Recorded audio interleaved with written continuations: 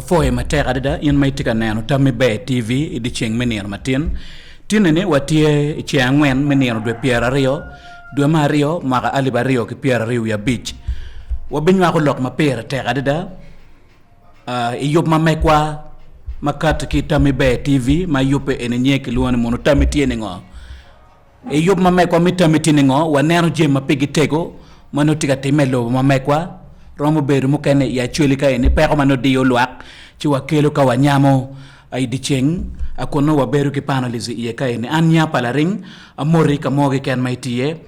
studio tin eni tigi wele ma mega wa beneno lok ma pere tek gen ma wa beneno ene mi achel kumbeti lok may non dan weng tiga lok na lobu Uganda gwako retired kanol Dr. Kiiza Besigye may non mono ke gwako fotie kumbete ni e gang vuji karika betini mono a Supreme Court o ngolo ni mono la dieto mira ke chet ke pidi kome e court pa cibilian chetine ene wabenywa ko mapol iloke ene e studio mame ko mitame be ya yomi di cheng menir matin watigi council ya honorable akeli kuma kech ana luani KK enti ye kay ni chon o beru ma chale way won kom adep mi peje division pange ka ba mirnati ye diri maja bene bikati kwere ci la dit ki war ma dit a joli ma tekade da studio ma me kwa la foi ma tek o mera palaring ka ki team mati ye kan production team ko mera Samuel uluma wailo ma pera tek e wajo ni aberu on ko ma chon I'm correct and I'm correcting look in and probably won't come my John. I be won't come my gike me peje. Bien yungi and won't come my pardon pe pa an over king atomo. Kai luan long won't come my gike. Apoy. Apoy matera da. Ya in mai tika nano tammi be TV kile titimo lo titimo chere wero jimna weng. Correction do ye erni wajola ya awekati be kar ni di cheng menir matin a jol ya minwa matisinia a political analyst ya menu la diet o yet Samuel agwani a tie studio mitame be di cheng menir matin Samuel ke war ma diet a joli be la diet moderator ameta foi mater total ameta fo mera madit council honorable Kelly Komakech ke joma following TV online TV man wa foi o matek wa benywa ko mopol ana foi kakare foi matek da mecherate wi lok mati wi mecha amera yap ki bot la det Kelly Komakech a council wa beti go madet menywa ko ne kwetwa ya honorable wanene neno de Pierre de ya chel me do ma chel maga ali barrio ke Pierre riu ya beje ya wi po beri chen bit ki kome kot may non mono kot ma dit me lobo Uganda ka te kwere ngol magi ka te kwere ma wajo ni mono kot pa mon pe miera o pidi kom cibilian moge ken ma wajo ni kot manu mon ene gidoro chaka ching ene mi nyim ti gido gik bien jomati ye rom kwan ki ngejgi perwate edgi me beru ka dor kot ana mero yeng kilok enoni wanu beru ki koti gulu kora chien mati matenengi ifak division kan eno ka proceeding tika time court mero mo beri kom bobi wine bobi wine ko la mon mo nyeo kelo mo kichil dan te gwana dan de fam de deke court ingi ka court tika going on in won kom nyo judge nyo la ngol kop mere better taking record pa ngoma titi me court and you know won kom kilo member neno when no giti chim giti WhatsApp ngata ti church e luni court advocate manyoro gina el choge gina el mo en mi jone kwano jo changi ber ki nyingi ki chelgi so atamuni peki jogo kote ki winyo kot pa civilian ken ki waji koti enone tichi dong furu giko wang makino joma ruom ko pore me ber lungol kop maluba ki kot moy ken chik court eno chak teach pe man wa mon court pe mi win lo ke kumge gina dan mi nge kala mon mo fu kiti chwal ne court martial cha kiti chwal wi ali pien supreme court ngol ma leng ni petit le mon court pa jome obetia court mi ketongo ni jimi mamir kere ke wame disciplinary ne ka in le mon mo e chero guai meo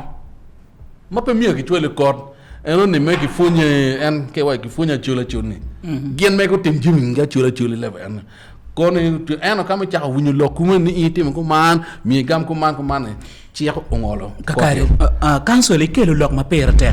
e waji ni mono kote anu ni jomati ye joma pege ngej ento diri maja chenyo gware ka lobo Uganda ake yobo jimi mainone mono ke yobo ma berda joma gitike karata joma gitilo pide da ene gite kote anu ni eno wachi machale wachi mono lobo mach perte me berge court martial yen wane na US tida ticha berda no kon martial ba paraj amia wa ne kon martial paraj kon gina chen ma kay winyu en ki winyu polkar ke wayne penche wayne kon moy kan mi orben ngo mati me yor ma ke way speed trial en apa mo speed mo kan raju kara tie o teme kar moja ma ke ma lo mo mario nego nego dano lo mo ni kele gi nyim kor deko ki pire kumge otion ki chilo gio ke executing kom speed come petike room for appeal. Okay? And gina chien me mama record pamunya ene accused ki mean gi defense automatically. Get ke defense gen advocate no megi. Ento the speedy trial ne in furi chawane ke ma ko jono tiano in vese tiak wa penchen na piario we bor wa ne in ka ki mari lokomo cha deno migi gin ma i doga yekum loke nyumer wata ki ngano mi ochum i record now court ka do dugo ne court mai ma ko lokum toge ne pen chek wa ni pen chek na piario we arion me Uganda wa ni miero ka korn ka chal ay ko re ngoro ni i ne o da mi ki neri peki round ti kilo pa ay ko wanga kon ma gikki o moko ne in iti on bal enane ma in dong nyo cha dem make me kumi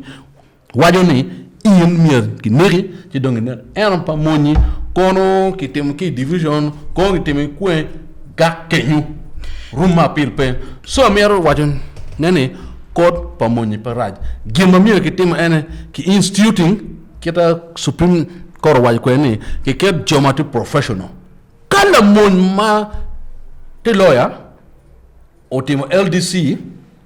tiki practicing certificate manyute mami e care matiki rom kwan ma romber langol kop tia gonya ma chima bena peki wa monji kan mi oberiye wa ineni kai tiki rom kwan ke rom chimi kire ke like a division high court division mi ke tempa monyo be kumero so that obeto it this week when mapidok itwale bara like gulukan kiram ker special division of high court mango court martial magi ker kiga zetting kamo within the court premises oberiye now where that freedom mono betie pian in ka de oy barracks jem pa mon weng inena ne kiri in en matin no funi nani kay ru ka de on idon barracks ni in the presiding of a court do job o nyimi wa en la mon lo ko dum pa an jim pa mon yang tiu ki order gim makor wajo en ki instituting ki yop ye guma be na miaro fo be cabinet kay nena chawan la wuma ya nena social media e government chief whip olu NRM MPs meno le det amson of wa we gi cher ka neno kite yopo i chek ma maro lokom kon pa mon gim ma lego gi enene gu be gu kare ki chek kita Supreme Court recommending kwere where ki instituting be kon mati court martial peraj pien kay bino civil court kan amia for just do gena windolo at least jan kay na kama en TCJ backlog court tika dokpin pion ya court sakin maduong mabere ngol pa court anone council kele dano we hone ke ma pelar ne gineno time Uganda kete piano don ki tamani ngol pakote tio mer automatically ki bikwaro gina chen mamia watin ki dano ba enene lo ngol kop kiri mati kare la kwene kado o high court kati court of appeal new constitutional court ki supreme court gwa ka jema ma lo komu lobo pol gi gwa interest pa president ki kan eno gina ma dano wen giti ma loba ki chen except la ngol ko ba chen eno wa ngi wen on record judge moy ken justice mo ka de wa do supreme court tiek wa ni wanga mwago o romo pay romo kwa ngi president pay romo kwa ngi so jo eno ni gitiki chechuti mitiki you cannot untrace them gilma you can only do you can persuade them me beruke jemati fair endo kapere karo tiek and I was not surprised am pa berke wu anya jema kuma bukati and by the way a period when kay neno justice win dolo kitima megane chan go don on record ngan man me don on record e kane pe win dolo kay na mo ane do cher ngoma da fun mero kama do o ye kwano tiek dong en ka jomo kwano ma do win jomo kwano no dongo kwano chalo professors ge why dongo no signpost make why there's no school ahead go back and relax win do na loka tiek wen wa ya gike me tiek ka do gino wajo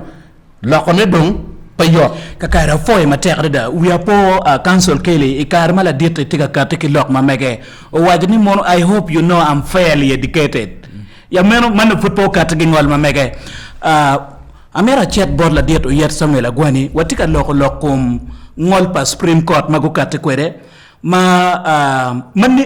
ke campaign kay woro pol kare kamonyo timo gwak bal e kom chibilian mo kitero ge kapido e court martial ento dano pe yeng ni court pa monni agitwe mon gitamne no gi koba katit kamo kene mer ngo mati wi dano kay timo bal ki gulu ki chwali court martial ge way ngari ke kobo bombo wan gitum tiel no dano tamne mono itiga tuyo vut ma migi wa mer wa nen ko ngatigane ngol pas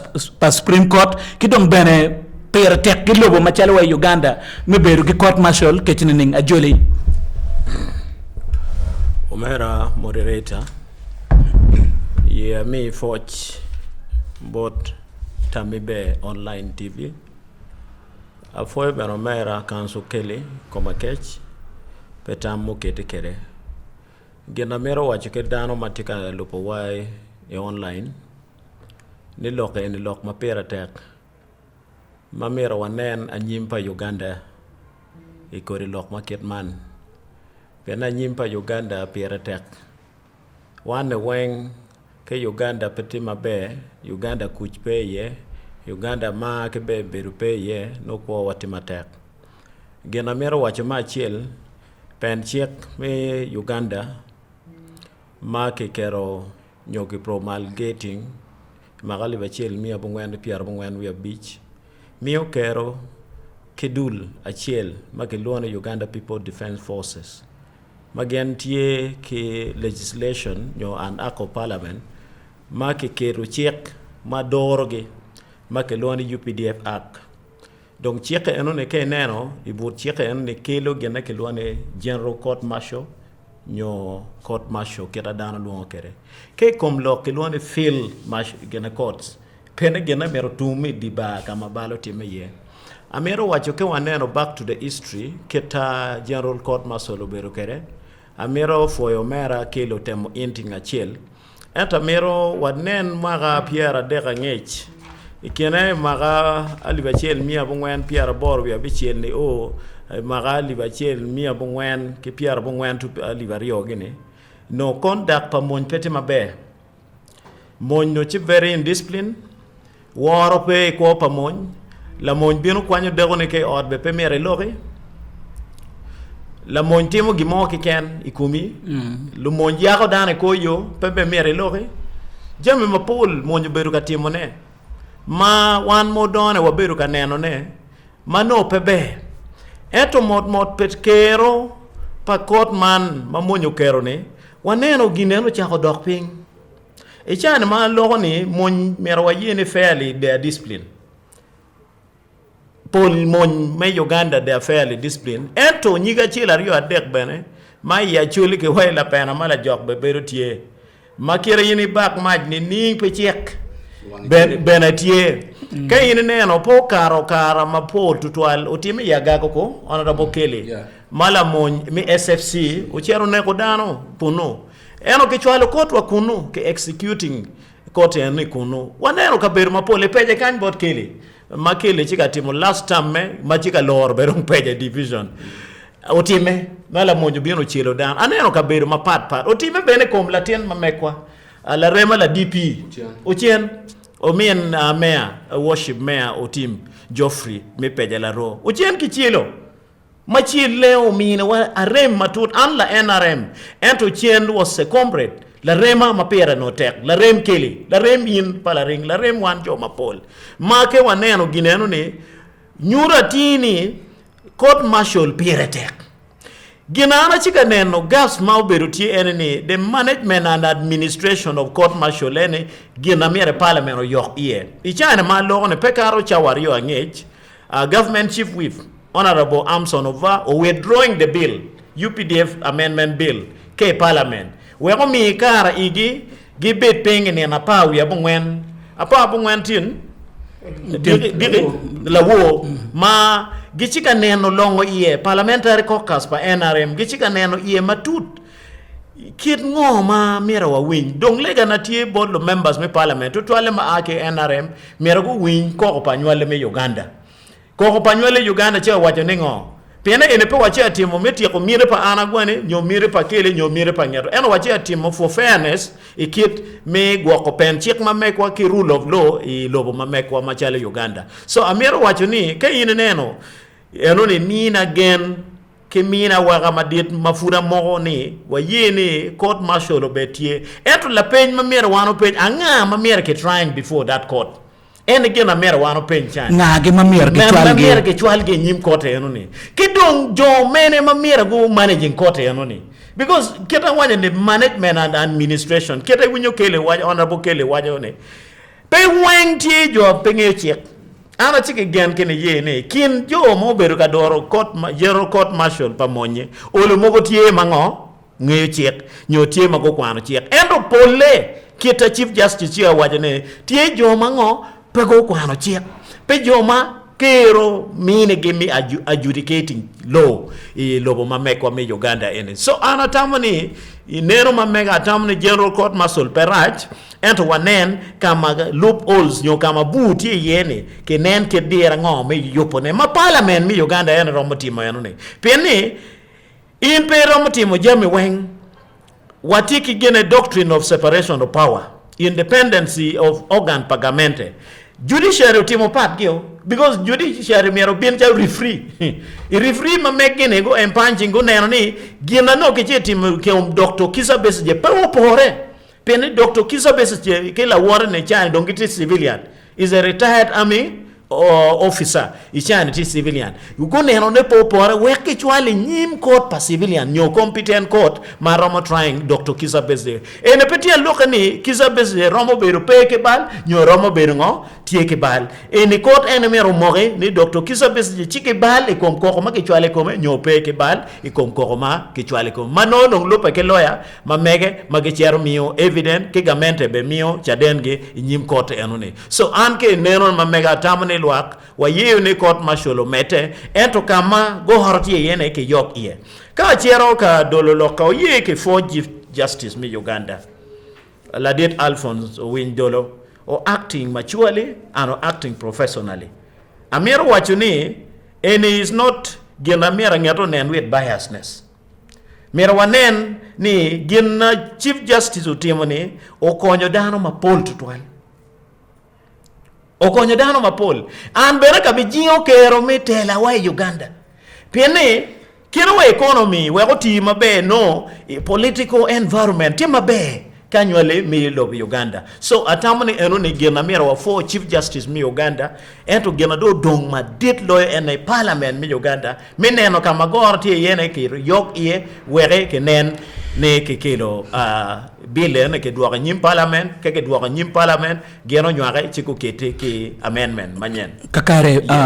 ikelo lok mapera tek Samuel agwani e wajo ni mono angagi mamero cher nyim kot pa moñ kot mashol kadong diri maja ni mono kot anone gwoke yobo iye ki none mono kitigi lo piri da mano rwate mi ngol kop la pin mamero mi ne bori e kar mo kara ngej ineno wa pe kot pa moñ ni mono ki beru ka tic kwere me chopo political interest pa jomoni pian beru wachi ni mono kaki teru ngar mo mi opposition kono donc nono ne mapedare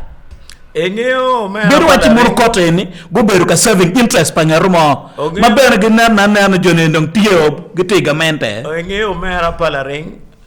amero wacho ni abi loko chalo la tien na mero donyo be katimo lo pero mera madiet machalo kele do chako yapa yo andong beri ngedie we komfora be kwa anda chi nyiko chok ngere tutwal we an bena bet ke sam geno mo manok makwa ko loka chek amero wacho ni doro lobo pe genda yot doro lobo also come with compromises. You compromise for the interest of security palwa mamekwa amero wacho ni keno court martial pe no Uganda would not be stable. Ana meeting in Mila Bol, con Mila Bol, Ken in Chero, South Sudan. Honorable Kelo or South Sudan many times.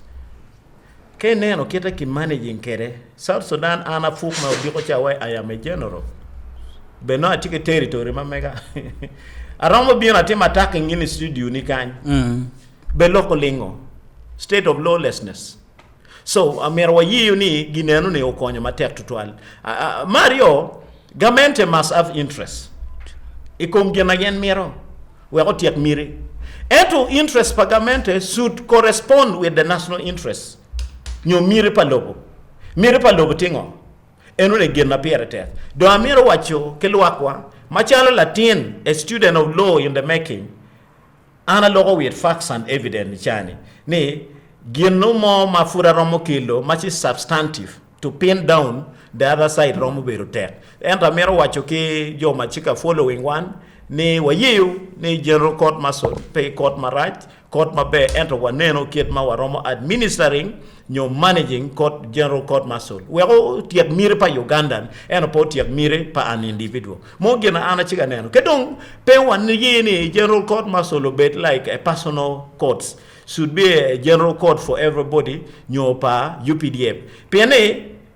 ke UPDF utimubale kom civilian miro chiate nyim kote rone now la penya bugena mamiro wa pen ke dong civilian utimubale kom UPDF ko mo debate ma parliament merama ukete kere pene is two ways petien lokan la monya romo timubale civilian be romo timubale ikom la moñ so eno ne genma example you betani maybe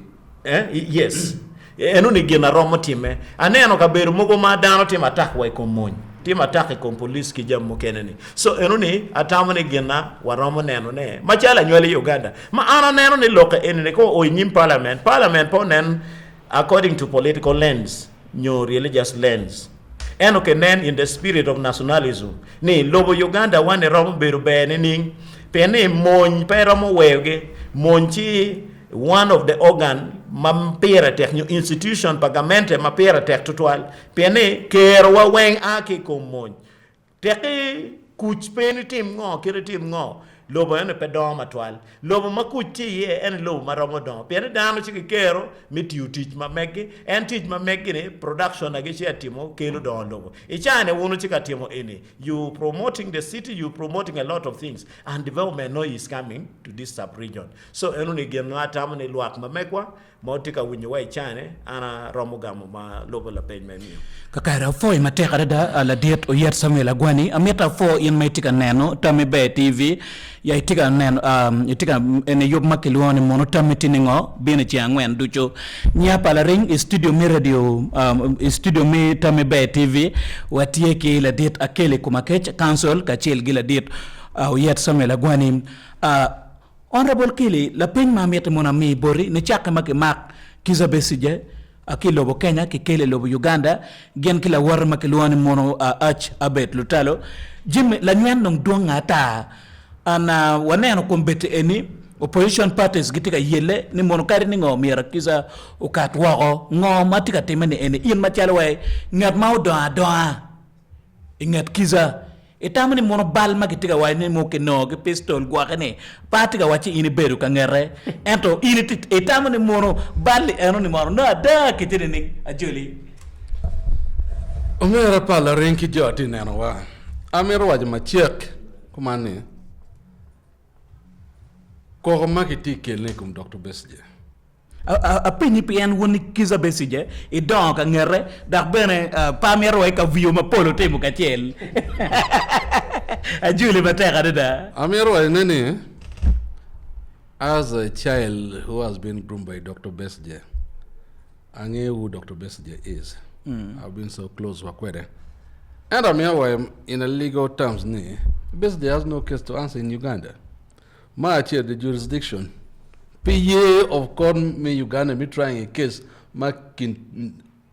admitting your suspect me team outside the jurisdiction, me Uganda. My chair, Kagamera me Uganda, no, this serious.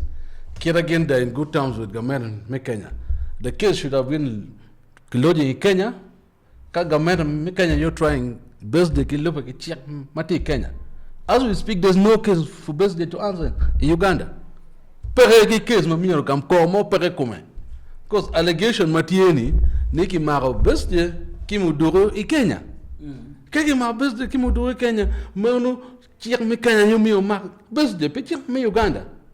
Winyo. Peti chik mama waine nyin kay way chawne kaki Marekani, winyo ka ina nyole makany itimo bal kira nyole mama waro itimo bal mo kan gien maga metam ne Kenya round timi kira mare ki piri kumi kira tuene be kono winyo eno my chan wo logoni Besigye peti ki case mama mi gam ma chare wati mon ngat ma ngeyo chek yeni mon kare ka bete ana nyole me lobu Uganda ka timo bal ke Kenya ki piro ger ko ma ki piri kumi wano ki chek ma kono yes okay chek me Kenya ti kumi ka chek me Kenya wine itia gonya ki ber ki pistol manyoto no beru ni Kiiza Besigye versus government of Kenya. Actually the Kenya versus Dr. Besigye. Okay, If there was a case, we know, Magamenta make Kenya why the Besigye done Kimudo Kenya, you will leave. Ento, Kita Gamenta make Kenya po complaining, then the Besigye put him bad more lobogi. It was also wrong, yet Gamenta me Uganda, me don't Kenya, we know, me chaka executing Maka Kuno, actually, Peko Maka go, okay, go Yaka Dr. Besigye Yaka. Then, issue long and don't work carry more Dr. Besigye no te exile. Besigye chair exile ko. Besigye o chair on official invitation. He was a keynote Mamio making keynote address in a function Mamio pedi in Nairobi. O tiano o chair check in yotele madam mio card wa obien for supper skiti operative me Uganda go down go maka Besigye kirwenyo kwere. The next day conference it called Dr. Besigye pere. Now, so Martin government me Kenya, county government mati serious, me no charging government me Kenya, me Uganda, me invading that country. Now, so meanwhile many you check any channel, political parties are now gin magiti timunene. It is right as a political party. One, in Uganda ngene what take your political space, but it is not functional. PNK why challenge iluonga chokoma kan kibikero chien mo ma pay you not do it. So situation makoman konyo gi me mobilize luake. And amir wa nene gen ma team mamiro lo ngol ko lo joma chun kum Dr. Besigye ge lawyers ma mege gen amir go team ene chawane ki chete nong the ruling ki extracting the decree ki chere high court for enforcement. Prison authorities miangu releasing Dr. Besigye. Because as we speak, Besigye pay ki case mamiro gam Uganda. Martin case make actually nyim kon. Marshal ichano Supreme Court will pronounce itself. Then make it do filing again a civil court. Civil court then mirror DPP or taking over. DPP will take over a case man of police at a certain rang eno investigating eno la wo wane ano ke dia chabet Dr. Kiiza Besigye ka chel ge obet lo talo ge kelo ge kot la wo ki man lo pe ge lier ma ober ma tega da e parliament me apara chel me lo Uganda pen ke wati yoro ko me peti ma be engeyo maki mako Dr. Besigye kong ya mento me Uganda kong pego yene gi mako Dr. Besigye kai ne chaone chief mobilizer pa nope maki lone chairman Nyanzi gen ke one of the officers ki joma duata la ne atake mawe e chane kai penyu ki penyu mon ki penyu police pegi yene gen ki tiki jone ene na chere court maluba ke pen chek na mapia ngwen itim applying pe gen maki lone habeas corpus kil ngaro ene nyim court kono ta nyuma ko o mer kuma i court eno wal la wo court o la wo no pirite pa Dr. Besigye giti nyim court pia habeas corpus ne bes de mi o tima pia nyim court kono mo ta nyuma ko ke mer kuma o bien now kin ma ke mer ene kon mi ai court mi o enforcing ruling pa Supreme Court work directing prison authority mingo listen Dr. Besigye because ana ngeni mo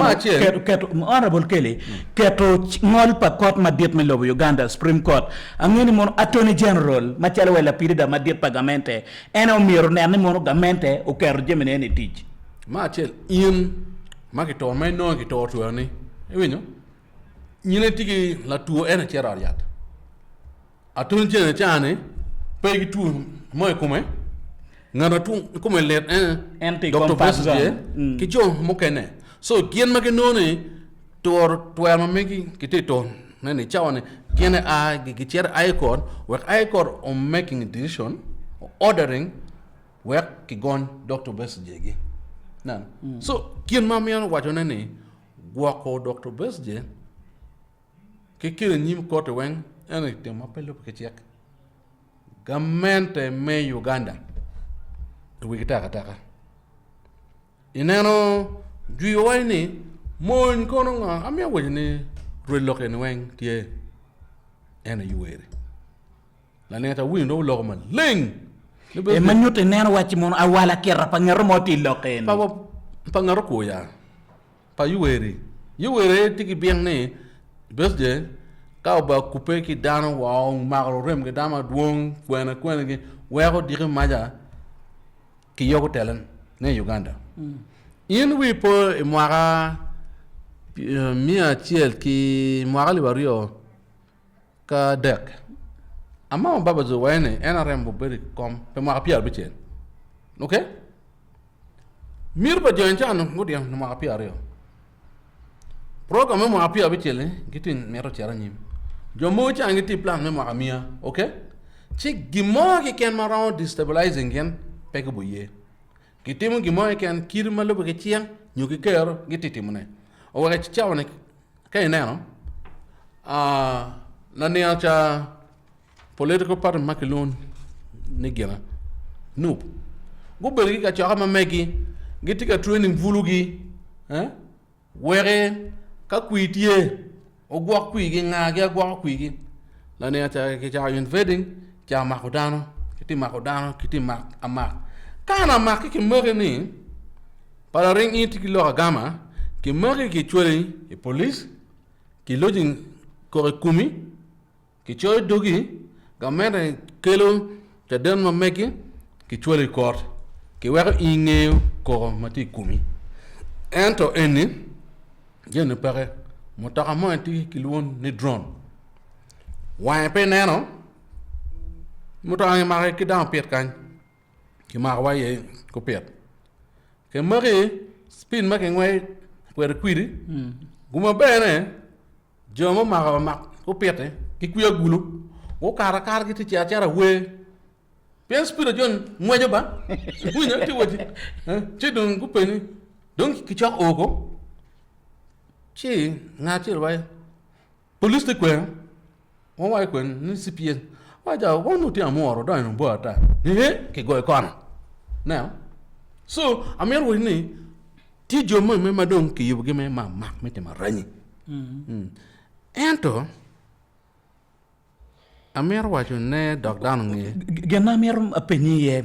neno chan ka on kalany ma Dr. Kiiza Besigye te kariye ero ni tika pope melara nywele melo Uganda ke chineng fona ngoma wa kwanyo ki ngoma en tika timo nene pien ko mbete ma walogo ni tika cher chocho cha bera chel ma Dr. Kiiza Besigye wakade pe gudo te anga strike ero ni romo konyo Amir wacho menene yo were ki time kagiriak Gon Besigye guchwale oryan wekum ben mayor eno ka ming tim gi Dr. Besigye to mene pap political matter eno tuino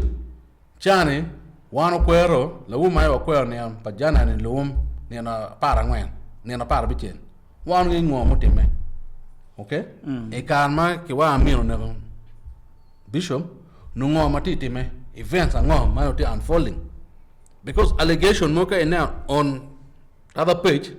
ngo make why no doctor a different thing so but after to palum portal karma laj ala otime so amiro wajane ne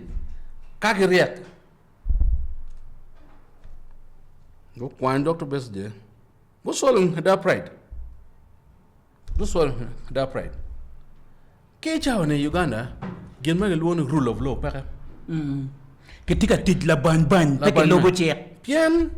we are poor in Magali Barrio Kachien Brigadier by then Henry Tumukune making a statement against regime General Henry Tumukune obey house arrest pe Makara Beach pengo new violating ethical code any time when would for president karaki statement mate reckless every day peti ni mo achien mukati ka kwayane ni long mukara ni ngar mo ayo tika tikingo ka kauna eno juiti karaki lo mapapa wonne peti ka fun na tiana ni winyi chamone nena bichen nena bongwan wa ke Dr. Besigye ka dene digulu wa kanya mi odene go da odene gang ikono pe ko ngol kan we shall block them they will not access here logada one for me tima ba wen ke ben kitim ya chulkan tima do ma ko tim ya chulkan pe du do ka kwer kan go do tim tuki kono so amero wajo nene machala nyol me Uganda wa wai me ana wai me maleng it is an option board government me either ko pa Dr. Besigye chingi girawa Dr. Besigye to nyubel mako endo ka auto adukine ngo borgi kakare foi matera da amero che robot la diro yet Samuel Agwani ya oloto watika neno arrest nyom lok mako Kiiza Besigye ka chilgi ach abet lutalo makum bete ke gwago gyo ma ngol pa kot ma dit me lobo Uganda pekitika karone teach ngo macharo wach mon in ngat mati ruling government unyo ngat mati party NRM ikwanyo ki ngo matika timene ni tamo omera palaring ke way ngol pa Supreme Court peke chika teach chino adane pe gena wa wachene ni speed chi slow pe ne jame mapol uchako time kila wo yene neno application maki kere nyim court I court dong beno chake eno ne yabo time malupe ki liero mano dongi kero ma palameno kero e cherio pangi kay neno ngomo beru ka time palameno wajo ni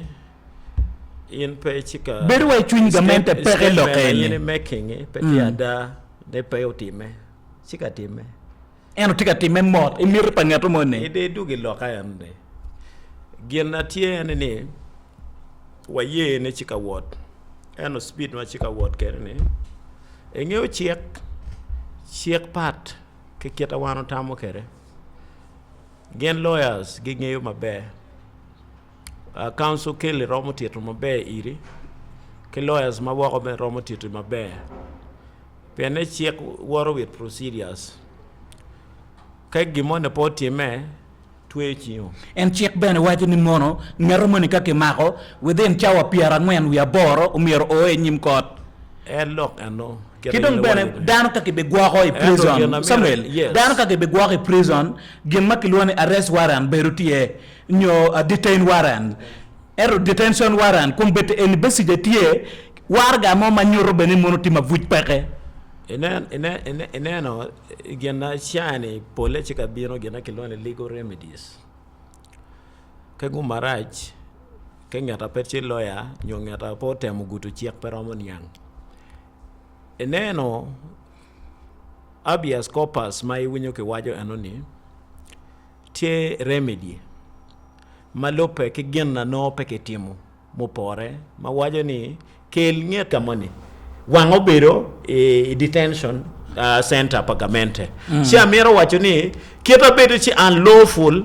process dong tiema both lawyers amere government side ka chiel ke lawyers pa Dr. Kiiza Besigye kila warane mere geno cooperating kienge aneno like lawo ko tin speaker me parliament ordering a small committee make kwanyo government side ko opposition side to retreat menyo akotame kienge on our best chiek gen loke en ke ramo dorne mabet twal cha ayeni kama goro berutie machalo la member mati side pagamente nyo la member papati mati lodge amero wacho ni erone gena fudyope pene mapera tek chane ma wan machala nywele Uganda mamero wa ti matek en meneno ne yot kompaladit Dr. Kiiza Besigye chimango mabe kakare yes. Samuel gena mero mini machala wacho opposition parties bien imaka alibario kabije a Uganda donyi gen makilwane multipartism makumbeti party tima poll ento beri wachi ni mono kumbeti chek tima audio dana mateka da kay nena on galan mabesi tika karo ke ye ya ini ngoma ini kwanyo ke ye ten kumbeti tim matika timeni eni wilobo wantika loke ye ba nen ba mera Stephen Palaring mera wan weng machala nywele Uganda mera ki blaming one amero wacha amero mi la bole como mera council ke one wing mera ki blaming one thing abi wachi tian loke o mera council kele ene ke kom loke chane mero bere level me national politics new parliament me Uganda tigena kelone grooming and mentorship e political parties wengpe patronage onego all this struggle e karma ke kelo multi-party political dispensation in Uganda ma nywele Uganda chiere kwi ma kelone referendum go moko ni merge donye loja lwak we okelewa multi-party system of governance peno wanu chiki system adek ken watiki movement system your single party system watiki multi-party ke any other as adopted by citizens of Uganda now amero wacho buri ineno ka harmony proposal mono beru for parliamentary system of governance mane wano yero MPs chi MP dong yero president kera time South Africa so amero wacho buri ni ichani ana miti inenen kono is government side machalo NRM political party kenen opposition political party wacha chiel ma spirit of mentorship tiye mape wanyona wilo members matiana nyona wacha chiel kira wa recruiting lutich magetiyo pene i government side lutich dano merake recruiting bana tie i side me opposition wa lutich tie ente noni ka ana doko leader of opposition dano my officer weng ber jogangwa warina wego kero doko ping manyote ti yeke ngoma utika wachi nene mono ilobo Uganda ruling government dio ajumano tamdi pat gitampa gamente mateka dida one ene wadine kikenwa ento per ruling government yes one dine ke kenwa chalo wachi mono NRM pene ke one po dine ke kenwa mera wajul lutira wane amero mio la bole chane in bini ya Acholi imaga livario kabichiel FDC okaro Acholi kaweng ene chane FDC chikwana nyuti watie ke miri me fulfilling our personal gains echane kero wa umege na magu donyo botwa NRM they have not joined NRM because of their interest eno go joining NRM to protect their political interest. Kakare anu ni Ameru wa donyi. So, look at the maturity of political parties who are both opposition and government. Food pere, Meru wa ye enoni. Party manen olugu yele and go concentrating their struggle only in central Uganda beru DP. Penepol lawyers weng ma opposition wong ke Kampala weng lawyers ma DP and Ogrumi. The like of Lugwago, the like of Segwanage, name them. Wachachel ma any political party Ogrumi. Even FDC Mubinoni, aneno chalo mera en mati legal officer pat FDC MP Maaka Molata. Bitter. How much are we supporting him? Nenma Stephen Palaring, pengo maana neno botwa Uganda kain. Enene wanu tiyuke political party miti ya kumiri ni piri kene make ana biro kekele ko make machala NRM kidong ana raj. Kele ko biro kwera ke chako nongi malls. And I want to give you an example. One honorable Kelly, even Mawati Council, Kelly la FDC, wachanye bene, and you know what take a chill. You know what you can. That is the maturity. Because at the end of the day, there is no country B. There is only country A. The bigger perspective mirobet Uganda. Kakare Samuel ameta mono wadol akilokum Kiiza Besigye ngoma mai wado mi agite apeyani mono kumbete eni naganen honorable Kelly council okero lok mapera tek beru wachini mono a CDF Mozi Paul kari kata ki lok ma Paul e kar ma Supreme Court kata ki ngol ma mege wachini mono this is unacceptable wachi it's unfortunate you know statement makito ni kakate ngoma ini kwanyo ki ye Michael an pa loko pe mon chi paromo gamo be an pe la mon ento machalo anywali Uganda aromo gamo ne ikete yene wanya ngoma nene loko Dr. Kiiza Besigye Amero wache gen mano time bene pebe ne